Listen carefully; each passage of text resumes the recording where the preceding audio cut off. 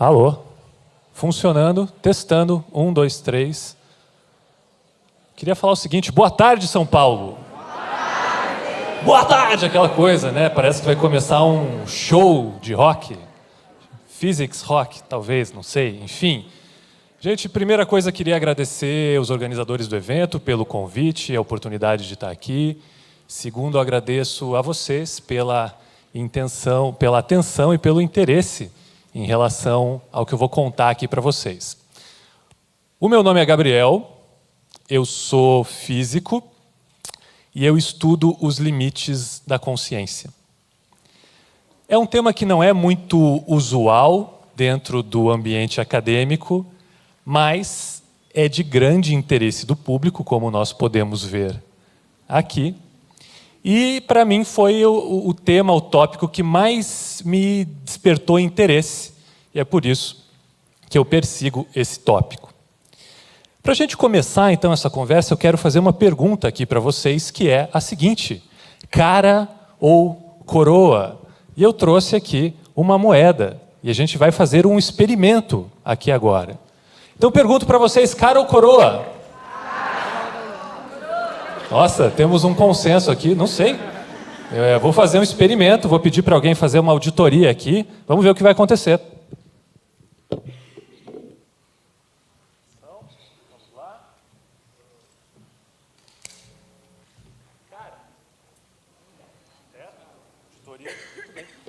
Cara, ok.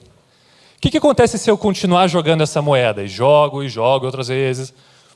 Umas horas vai dar cara. Outras horas vai dar coroa, a gente espera isso, e se eu jogo um número grande de vezes, o que vai acontecer é que a gente espera que a metade, mais ou menos a metade desse número, vai ser cara, e a outra metade vai ser coroa. Estou falando algo estranho até aqui?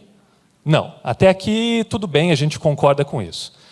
Agora a coisa vai ficar um pouco diferente, eu vou fazer a seguinte pergunta para vocês. E se, enquanto eu começo a jogar, fazer esse sorteio de cara ou coroa, vocês começassem a intencionar um resultado? Vamos supor que enquanto eu estou jogando essas moedas, vocês começam, dentro de vocês, intencionar, lançar essa intenção de que dê mais cara do que coroa. Na verdade, que dê cara.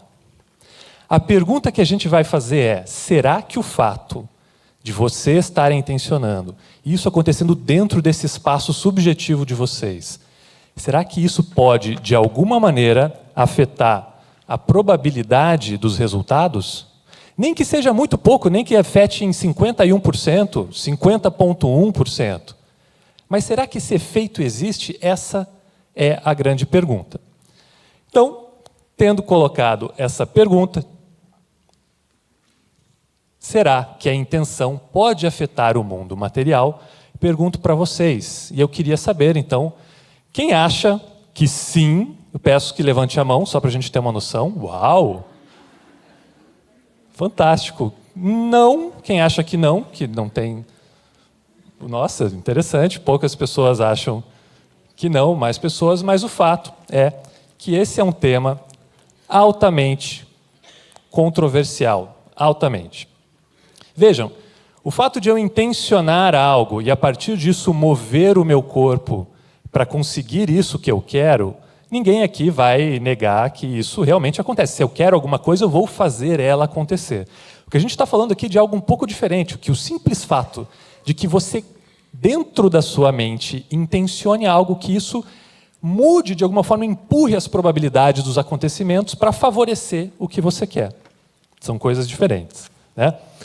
Muito bem, então vamos tentar entender um pouco esses dois cenários de sim e não, como que isso funciona. Geralmente, as pessoas que falam não, isso não existe, vão defender o seu argumento baseado na questão científica, que fala que dentro da visão científica atual, a gente não conhece nenhum mecanismo ou uma teoria que explique esse tipo de fenômeno.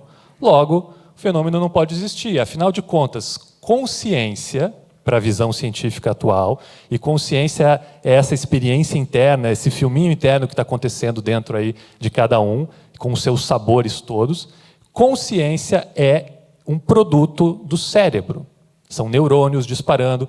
E neurônio, cérebro, funciona dentro das leis da física clássica e do eletromagnetismo. Logo, nada disso aqui pode explicar o fato de algo intencionar e mudar o mundo de fora. Então, dentro dessa visão, não pode, por quê? Porque a visão científica atual não descreve o fenômeno. Agora, se você for fazer uma aposta no futuro, eu queria falar um pouquinho do risco dessa aposta aqui, que é a seguinte: a visão científica evolui. Você apostar com certeza absoluta de que o que a gente entende cientificamente hoje vai ser uma verdade a longo prazo, a história da ciência tem mostrado para a gente que é uma estratégia não muito boa, que a gente vai avançando o nosso conhecimento. Então, pode ser que exista algum tipo de força ainda desconhecida que seria responsável por esse fenômeno. Bom, é uma possibilidade. Do outro lado do sim, a intenção pode afetar? Sim. Por quê? Porque geralmente as pessoas vão alegar, então, uma experiência pessoal. Vão falar, olha, certa vez aconteceu um negócio comigo, meio estranho e tal, e eu estou convencido que esse acontecimento é uma evidência sólida de que esse fenômeno existe. Qual que é o risco dessa aposta? É que o que a gente entende, o que realmente aconteceu e o que a gente interpreta como acontecido, existe uma série de fatores e distorções que podem acontecer no meio do caminho. Desde falsas memórias, desde que a gente tem um sistema de crença e a gente adora confirmar o nosso sistema de crença, desde que se isso acontece comigo, então eu posso me sentir especial e eu passo a defender que essa coisa existe porque eu quero sentir que eu sou especial. E aí por diante, existe uma série de mecanismos de como que a gente pode distorcer a nossa interpretação dos fatos. Então veja, entre sim e não, existe uma outra opção que é talvez. Ou seja, uma certa abertura para a pergunta, mas que vai então perguntar: existem evidências sólidas em relação a esse tipo de fenômeno? E quando a gente fala hoje em dia em evidência sólida, a gente está falando então de se existem dados científicos que dialoguem, de certa forma, com esse fenômeno. E o que eu quero contar para vocês é que, embora essa pergunta soe um pouco estranha, existem métodos de investigar isso em laboratório. Sim, é possível investigar isso cientificamente. Tem gente que acha que chama isso de não ciência, pseudociência, mas não, é possível usar o melhor do método para olhar para essa pergunta.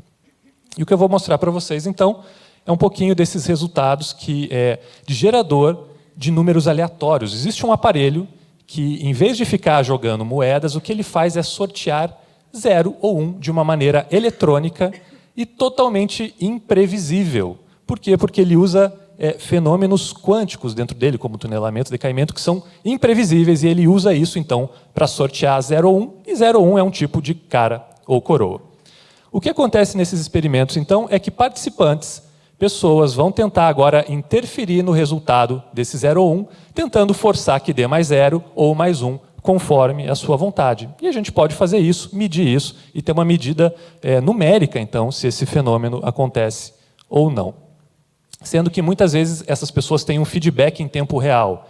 Ao passo que elas fazem isso, elas são informadas se está funcionando agora ou não. Então elas não fazem totalmente às cegas, elas fazem essa intenção sendo informadas desse feedback.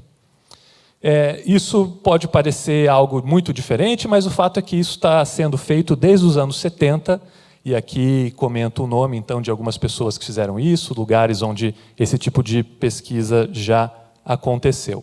E o que eu vou mostrar agora para vocês é o resultado, então, de meta-análise.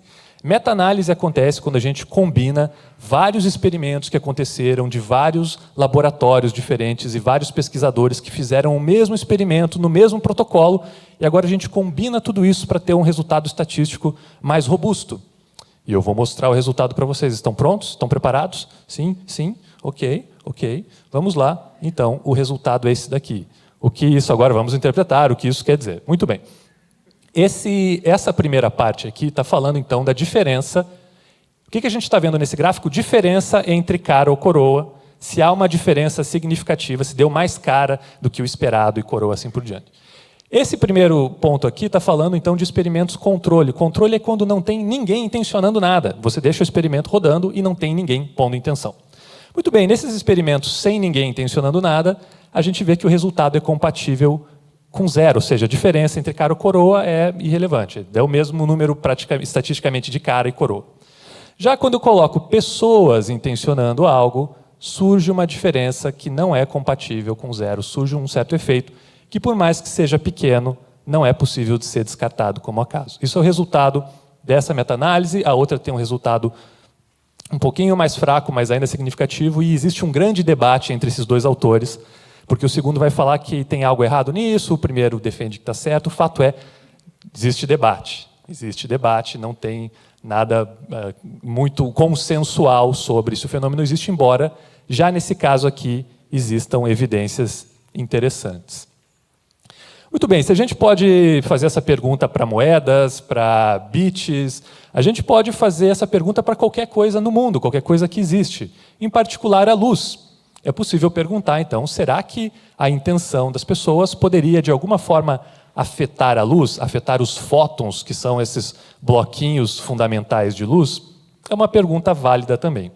Em relação à luz, a gente sabe que quando ela passa por uma abertura muito pequenininha e chega numa certa superfície, os físicos sabem que ela faz uma forma de figura que chama difração, que tem mais ou menos essa cara.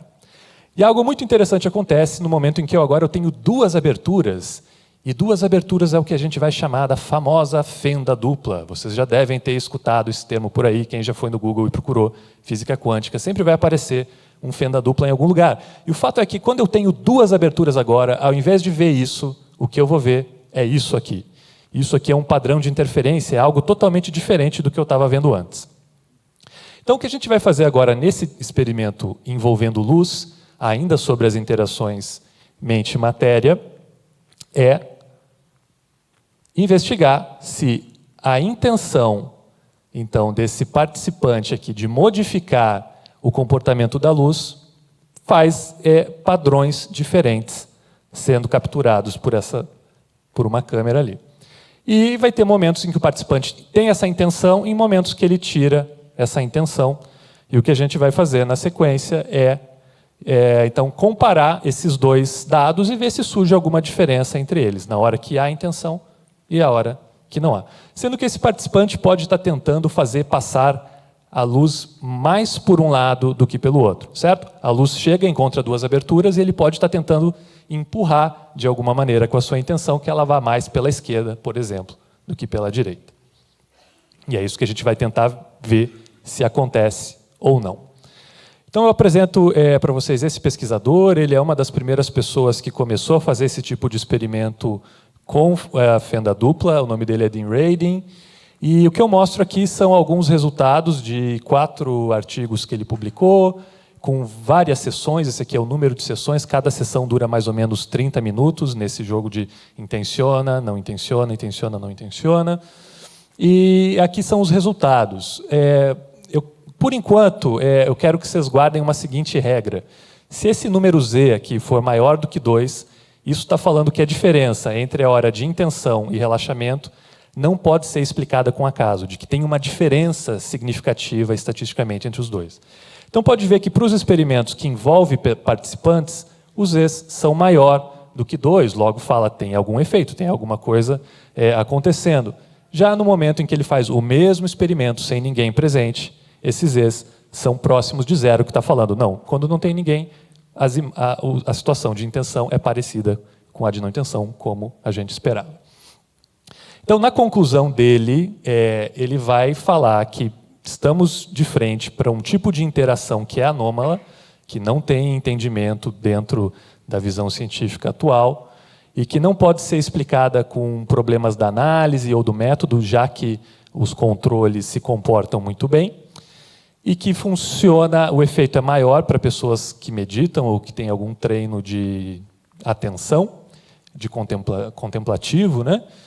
E que esse efeito, pior ainda, ele não diminui com a distância. Ele fez o experimento pela internet também, as pessoas recebendo esse feedback à distância, e viu que o efeito parece que funciona à distância, inclusive. O que isso faz, para mim, faz isso aqui. O alarme toca.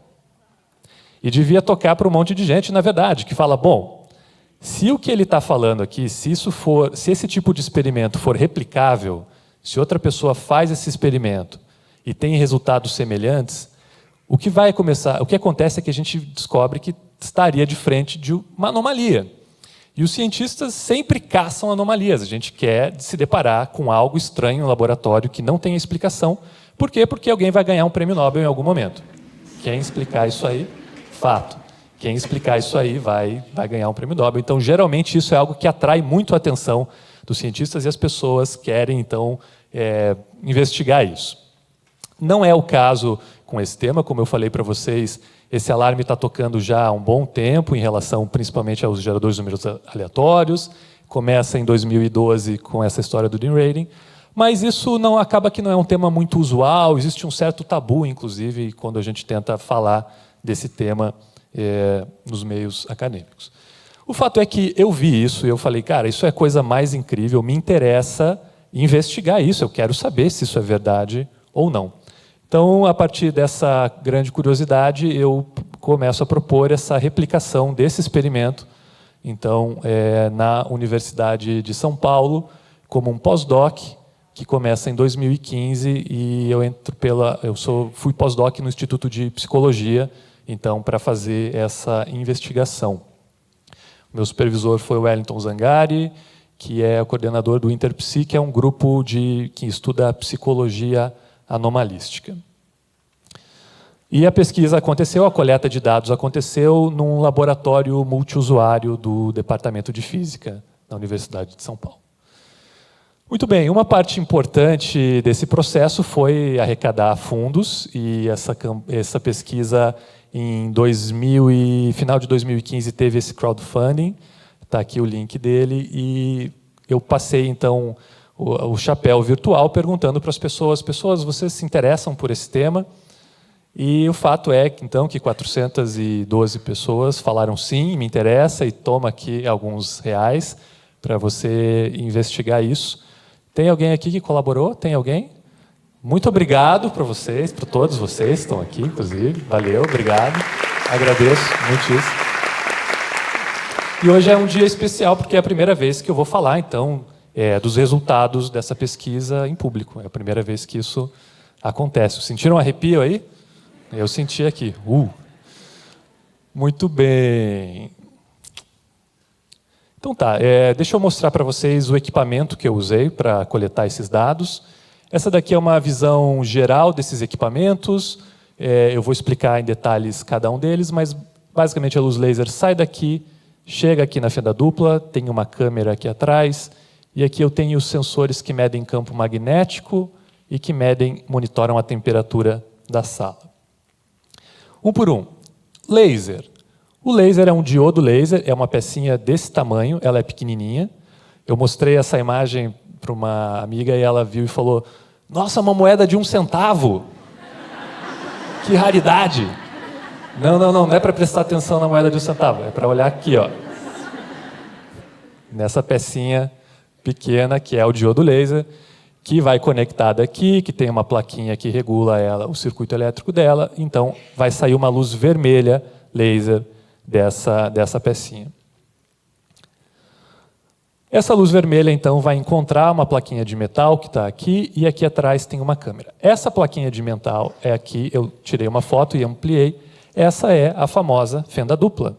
Por quê? Porque tem 2 risquinhos, 2 aberturas que são muito fininhas, inclusive a espessura de cada uma delas é 10 micrômetros, sendo que a espessura de um fio de cabelo nosso é 70 micrômetros. Isso aqui é 7 vezes mais fino do que um fio de cabelo. Por onde passa a luz tem 2 dessas, e elas estão separadas, então, por uma distância de 200. Bem maior, né? 3 fios de cabelo. Tá bom? Então, 2 fendas dupla. E atrás disso aqui, então, vai ter esse quadradinho, que é uma câmera. E a câmera, então, vai registrar aquele padrão de interferência. Como é que é esse padrão de interferência? Tem essa cara, isso daqui é um exemplo de uma foto que essa câmera tirou quando a luz passou por ali. Tem esses altos e baixos, é o que a gente chama de um padrão de interferência. E essa foto aqui, então, tem 1.264 valores, números que compõem ela. Sendo que o meu equipamento está tirando 10 fotos por segundo. Então, o que eu estou fazendo o tempo inteiro no experimento é tirando essas fotos 10 vezes por segundo. O que vai ser feito na sequência é processar e transformar essa informação em um número só. Eu vou transformar 1.264 números em um só, através de um algoritmo, e esse número vai me representar a quantidade de luz passando por uma das fendas, a razão entre uma em relação à outra. Então, vou transformar essa informação num número que me representa isso. Quanto de luz que está passando por uma das fendas da esquerda comparado com a direita. E quando eu coloco esse... E aqui, então, eu estou mostrando para vocês esse um número agora, ao longo de uma sessão que dura 30 minutos. Isso gera... 30 minutos vai gerar aproximadamente 16 mil quadros disso. Eu não sei se vocês vão conseguir ver daí, mas tem faixas um pouquinho mais escuras, claras. As faixas escuras são os momentos de intenção e os momentos claros são os momentos que a pessoa relaxa de fazer qualquer intenção. Então, vocês podem ver que ao longo desses 30 minutos fica alternando intenção, relaxamento, e eu coleto esse dado, então, ao longo de 30 minutos. Eu já vou voltar a falar dele, só deixa eu contar um pouquinho mais do restante do experimento. Eu comentei com vocês que tem sensores, então, de campo magnético e sensores de temperatura. Por que eu estou fazendo isso? Porque eu estou monitorando essas variáveis para saber se eu ver algum efeito de diferença, se ele não pode ser explicado porque aconteceu uma mudança de temperatura na sala, ou porque o campo magnético variou de algum modo. Então, porque eu estou tentando medir um efeito que acontece ali que não pode ser explicado por coisas que a gente já conhece. Então, eu monitoro o que a gente já conhece para depois incluir na análise. Não só monitoro temperatura e campo magnético, como essa daqui é a sala onde o equipamento ficou, e todos os equipamentos estão dentro dessa caixa metálica. Isso daqui é o que a gente chama de uma gaiola de Faraday, é uma tela metálica que protege o que está lá dentro de ondas eletromagnéticas. Então, lá dentro não pega celular, não pega rádio, eu estou tentando proteger também de algo que a gente conhece. E, além disso, os equipamentos estão em cima dessa mesa, que tem alguns pistões, e essa mesa ela controla vibrações. Então, se o prédio chacoalha, se algo chacoalha, por ela ter esse pistão, o que está ali em cima fica bem paradinho, não sofre alteração de vibrações. Então, são os tipos de tomado, de cuidado que eu tomo na hora de fazer essa medida. Muito bem, o que mais? A informação, então, da câmera vem por esse cabo, chega nesse computador, e esse computador vai estar processando em tempo real o que está acontecendo no experimento e vai transformar essa informação do que está acontecendo agora na intensidade de uma luz que vai brilhar nessa lâmpada. Quanto mais estiver acontecendo, da luz estiver passando mais por um lado em relação ao outro, essa lâmpada vai acender mais forte. E isso, então, é um feedback que vai informar o participante que, por sua vez, está sentado nessa cadeira usando fones de ouvido. Como é que parece, então, esse experimento? É algo mais ou menos assim. Durante a coleta de dados, a luz daquela sala fica apagada e a tarefa do participante é muito simples. Ele intenciona que essa lâmpada brilhe mais forte. E ele intenciona com a suposta tarefa, então, de tentar fazer que ela realmente brilhe mais forte, que seria um fenômeno que ele estaria... Por quê? Porque se a lâmpada brilha mais forte, quer dizer que a luz está passando mais por um lado. Só que seria uma tarefa, uma descrição muito abstrata, se eu chego para a pessoa e falo, olha, é o seguinte, tem uma fenda dupla, tem fótons atravessando ela, e você tem que intencionar que os fótons passem mais, que você colapse a função de onda. É muito abstrato. Então, para simplificar essa tarefa, eu simplesmente coloco esse feedback e falo, a sua tarefa é intencionar que essa lâmpada brilhe mais forte. Eu não sei como você faz isso, mas você pode usar a sua bagagem interna, suas experiências de vida. E eu vou te dizer o que você não faz. Você não chega aqui e fica assim, eu quero, e sofre, cansa, e começa a sofrer. Não. Você faz isso de uma maneira desapegada. Você coloca a intenção de que isso aconteça, mas se não acontece, está tudo bem, está tudo certo. Você não deixa se abalar. Você não sofre. Equânime. Essa é a palavra. Então, essa é basicamente a tarefa do participante, e ele vai ter esse feedback. E quem são os participantes? Eu coloquei essa imagem justamente para dizer que não é esse tipo de gente extremamente habilidosa. Aliás, se vocês conhecerem alguém, depois me mandam um e-mail, me avisa aqui fora, tá bom? Conhecerem. Se alguém, inclusive, souber, fizer isso, quiser fazer uma demonstração, levitar essa garrafinha de água agora, seria incrível. Ok, agora não dá, né? Muita luz, entendi. Tá bom. Gente, os participantes não precisam ser pessoas extremamente habilidosas no fenômeno, basta... ou seja, eu não fiz nenhum tipo de pré-seleção ou teste para investigar se a pessoa tinha algum tipo de habilidade ou não. Bastava serem altamente interessados no fenômeno investigado. Então, os grupos em que esse convite foi direcionado foram meditadores, médiums de todas as religiões, terapeutas holísticos, psiconautas, pessoal que faz uso, então, de psicodélicos em contextos religiosos, né? Artistas, pessoal das artes marciais, atletas, e quem estava curioso e chegava e falava, cara, eu acho incrível, deixa eu participar disso, vem. Por quê? Porque a gente quer pessoas que vão se comprometer a fazer a tarefa. Se senta alguém ali e fica, não sei se esse negócio existe, deixa eu ver como é que esse treco funciona, não está desempenhando a tarefa. Então foi por isso que eu busquei pessoas nesses grupos. Como é que funciona o procedimento, então? O participante está lá sentado na cadeira, está olhando para aquela lâmpada e vai ter, então, esse momento de intenção, no qual a lâmpada acende, ele recebe uma informação no fone que fala agora, concentre-se. Inclusive a minha voz é mais ou menos assim, incrível. Agora, concentre-se. E aí o participante, então, nesse momento, vai intencionar que essa lâmpada aqui, a luz, brilhe o mais forte possível, daquele jeitinho que a gente combinou. Sendo que, na sequência, vai vir, agora, relaxe. E aí a lâmpada apaga, a pessoa para de receber feedback do que está acontecendo e, então, durante esse momento, já não põe mais a intenção de que algo aconteça, agora ela para de pôr intenção. E isso vai ficar alternando. Então, intenção, relaxamento. Isso vai ficar se alternando, sendo 40 rodadas, 20 de intenção, 20 de relaxamento, 30 segundos cada, do total isso aqui vai durar 30 minutos.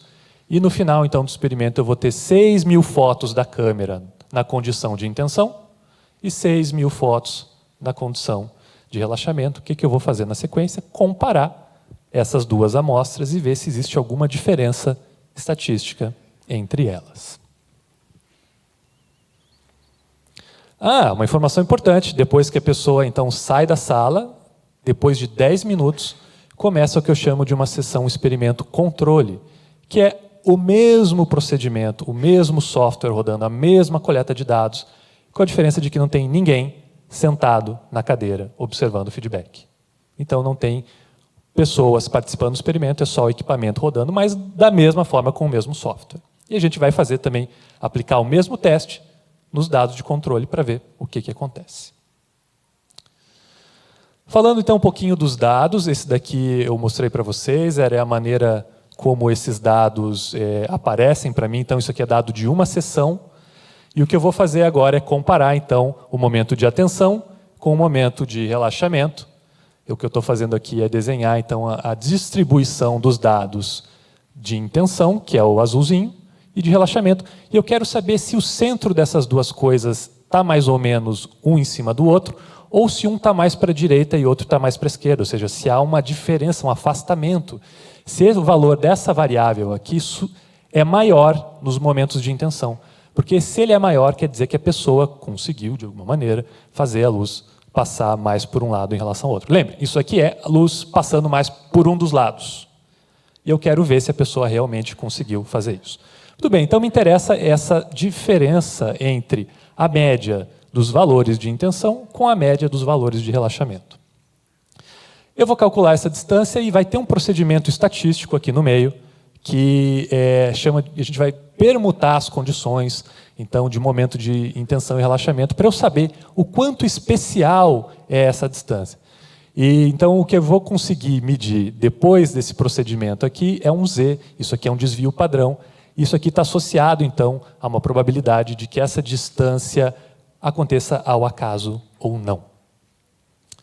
O que eu quero que vocês guardem como informação agora é que, se esse z, o módulo dele for maior do que 2, estatisticamente, a diferença é significativa, quer dizer que é pouco provável como acaso. Diferença entre quê? Lembrem, entre as fotos que eu tirei no momento de intenção e relaxamento, e é o que a gente quer saber, se elas são diferentes ou não. Então a gente vai ficar olhando para esses z's. Antes de mostrar os resultados, eu quero falar como que acontece o desenho, então, de um estudo científico desse tipo. E ele tem basicamente duas etapas. Uma etapa que eu chamo de exploratória e outra etapa que eu chamo de formal. Então, foram 5 experimentos exploratórios. Aqui é o número de pessoas que participaram, número de sessões em cada um desses experimentos. E o que acontece no modo exploratório é que eu pego esses dados depois do experimento e eu vou ter a liberdade de olhar eles e procurar ver aonde que eu acho, que tipo de configuração dos meus parâmetros, do meu algoritmo que eu uso para selecionar e analisar esses dados, quais são os parâmetros que me acham alguma diferença interessante, um Z interessante para participantes. Então, nesse momento, eu uso essa analogia de um rádio, porque é como se eu tivesse um rádio e eu começasse a girar os botões dele, e para uma certa, eu acho um certo lugar em que eu começo a escutar alguma coisa.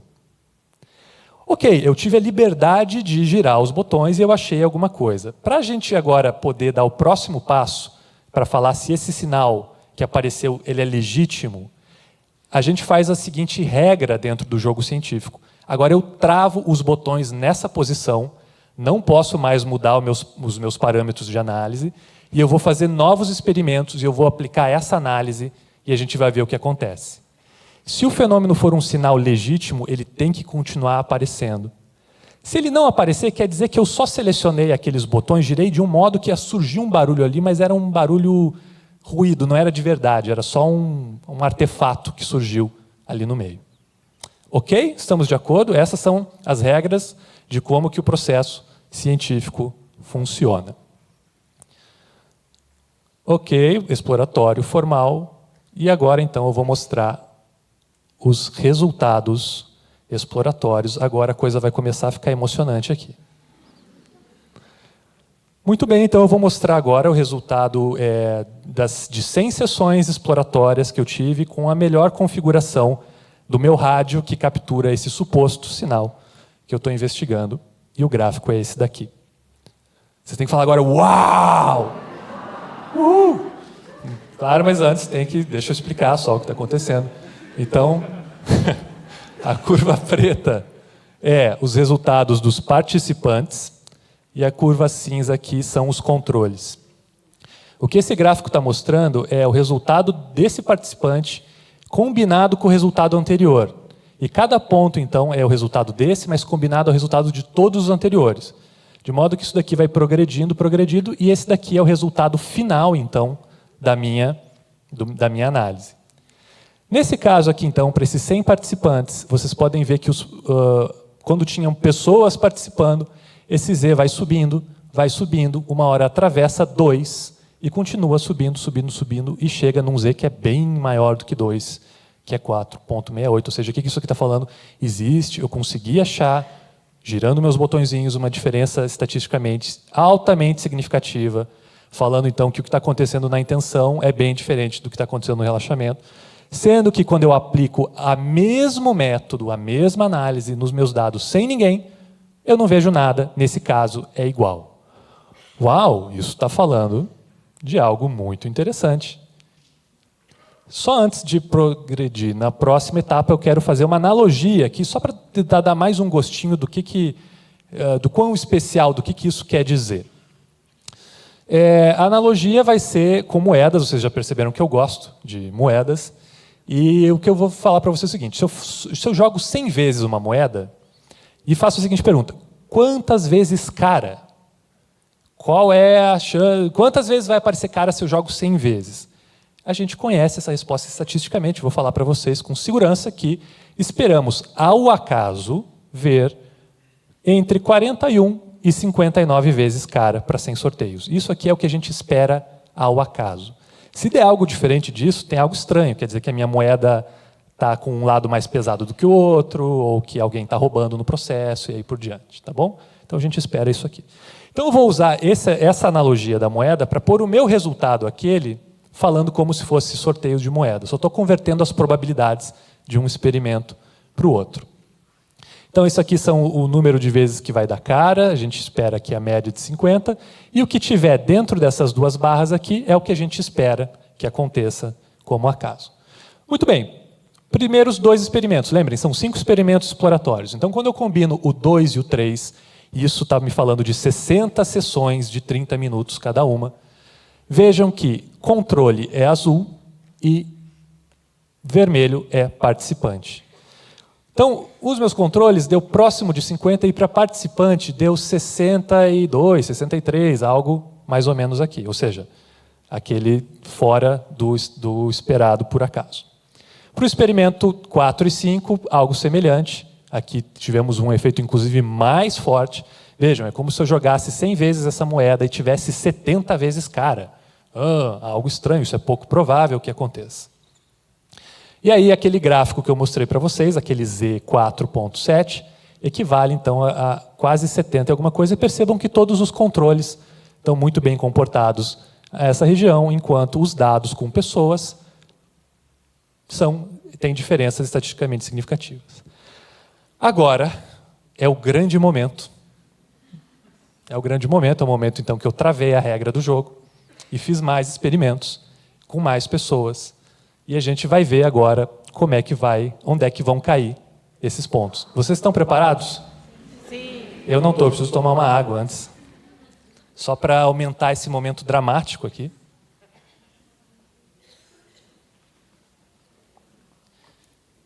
Quanto tempo temos? Mais 2 horas, falaram. Não. Ok, temos tempo infinito. Muito bem. Rufem os tambores. Atenção! Gente, eu estou nervoso. Vocês estão nervosos? Vocês imaginem como que eu estava quando eu fiz esses experimentos. É um momento muito interessante. Um momento de falar, bom, agora vamos lá. Muito bem, atenção. Então, vou mostrar aqui o resultado do experimento 6 e 7.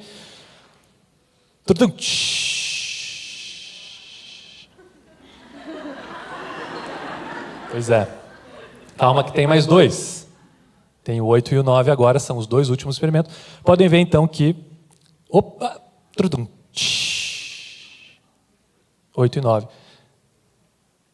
O que aconteceu no 8 e 9 o resultado deu significativo, mas ele inverteu. As pessoas estavam pedindo que desse mais cara, mas deu mais coroa. Deu 35 vezes, o que é estranho. Ou seja, deu significativo, mas veio invertido. Caro telespectador, venho fazer um parênteses para lembrar que o lançamento de moedas nessa transparência é apenas um recurso didático que eu estou usando para mostrar quanto especiais são as probabilidades associadas aos Zs encontrados nos experimentos da fenda dupla. Ou seja, os experimentos não usaram moedas, e sim luz. Assim, quando digo que as pessoas estavam intencionando mais cara, estou querendo dizer que no experimento de fenda dupla elas estavam intencionando que passasse mais luz pela fenda esquerda. E que o resultado invertido acontece como se a luz tivesse passado mais pelo lado direito, na direção oposta da intenção de privilegiar a fenda esquerda. O que acontece com isso daqui é que agora, para eu pegar o resultado final desses 4 experimentos, eu vou ter que combinar esses 2. E quando eu combinar esse daqui com esse daqui, o que acontece é isso aqui. Então, o resultado final, combinando todo mundo, ele deu compatível com nenhuma diferença. Como se intenção e relaxamento fosse equivalente. Sendo que no meio do caminho aconteceu esse negócio estranho que eu não estava prevendo. Como eu não previa isso, eu não coloquei nas regras do jogo que o sinal não interessava ou algo desse sentido. Mostrando aquele gráfico, então, para esses resultados, é mais ou menos isso. 6 e 7 tem esse tipo de comportamento, e bateu, quase deu lá no 2, bateu na trave. E o 8 e 9, ele teve um resultado que foi interessantíssimo, altamente significativo, mas ele ficou negativo o resultado. Quando eu combino o positivo com o negativo, acontece então isso aqui, e ele vem parar aqui em ponto 8, ponto 31. O que é dentro daquelas regras então que eu defini, estão falando o seguinte, que o experimento, então, para valer, falha em encontrar o fenômeno. Então, esse daqui é o resultado oficial, é esse. Isso aconteceu, essa era a regra, aconteceu isso.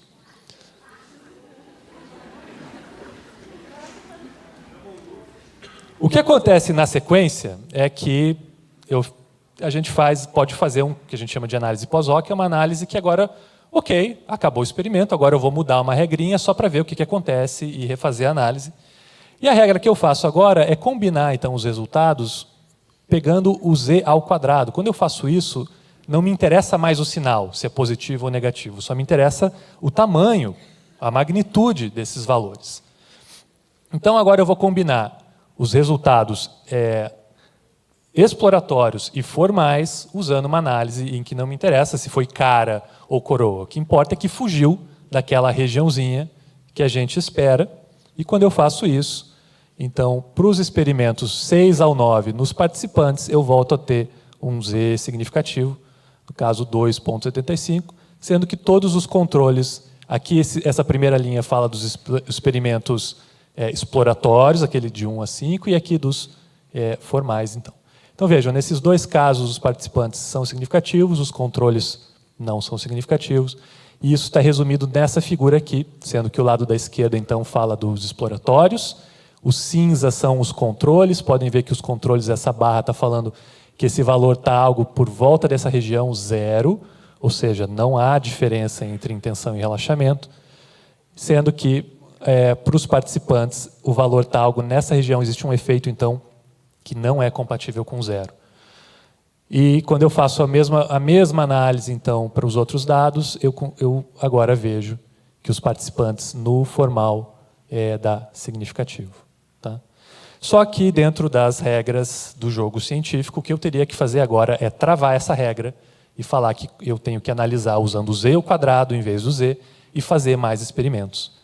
Infelizmente, eu não tive essa oportunidade, eu tive que terminar o experimento, e essa pergunta, então, fica em aberto.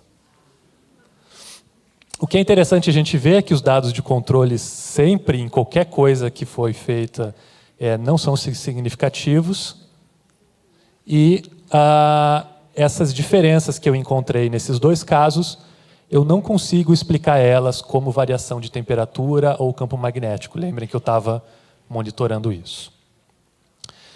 Qual é a conclusão, então? A conclusão do estudo é: o teste formal falha em replicar o efeito encontrado nos exploratórios. Uma análise feita com aquela nova regra em que não importa o sinal mostra um resultado significativo naqueles dados nos últimos 4 experimentos. E agora é preciso fazer mais experimentos registrando essa nova regra.